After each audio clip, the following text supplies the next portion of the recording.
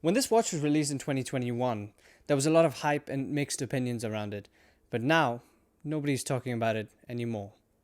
Why? So first I'm going to go over my thoughts on this watch, in-hand feel, how it wears, and the aesthetics of it, and then I'm going to theorize why nobody's talking about this piece anymore.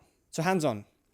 This is a 36mm Datejust, probably one of the most standard watches to the common watch enthusiast.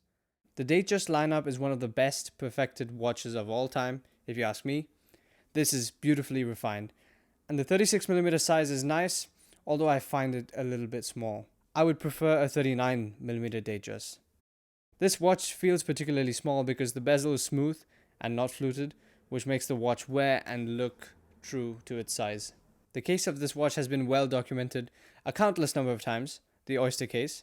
Simple design that works all the time, effortlessly.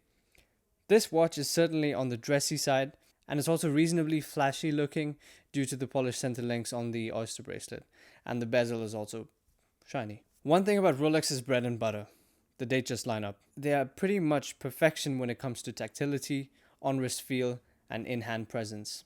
It's nice, solid, and compact. Aesthetically speaking, the dial is the main thing that stands out about this watch.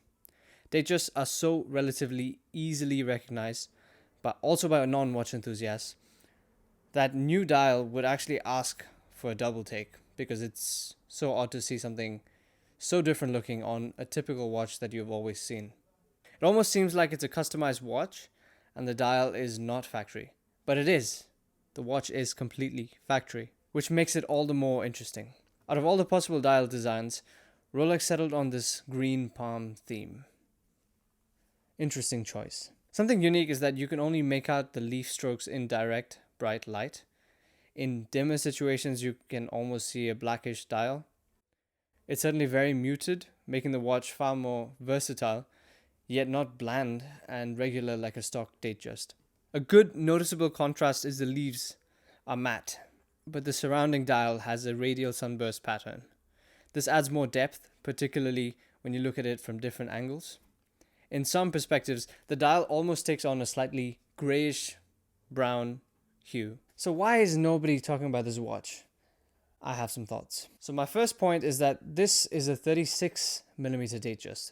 Rolex decided to launch this new dial on a 36, their less popular Datejust. It's not the 41, which is the more popular Datejust. Secondly, this particular one is not a fluted bezel, so naturally it's less flashy, less noticeable, less popular. In 2022, Rolex launched the 41mm Datejust with a green fluted motif, which I think looks more flashy and plays upon more people's fancy, especially when coupled with a fluted bezel. The average Datejust buyer is not a watch enthusiast, and when they are paying a premium for their watches, as with the case here, they would rather go for the bigger and better watch, the 41mm Datejust. Now, bigger and better to the non-watch enthusiast. I'm not saying that it's actually better. I think a watch enthusiast is far more likely to purchase a 36mm Datejust than a non-watch enthusiast. Now the second point. This watch is a really niche product, particularly because of the dial. The Datejust lineup is seen as the gold standard and the basic luxury watch from Rolex. It's not something that needs any customization. It's like a plain white t-shirt or a plain black t-shirt. They're a bit more useful, versatile, and appreciated than the same thing with a print on it.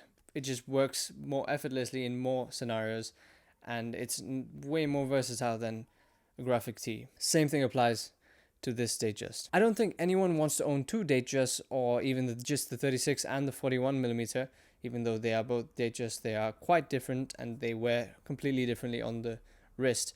But still, when you have both, one of them will feel small or one of them will feel big, depending on your wrist size. So it makes no sense for someone to be collecting Datejusts. Let me know if I'm wrong. Also leading to that, I don't think a first-time Rolex buyer would get something tweaked like this.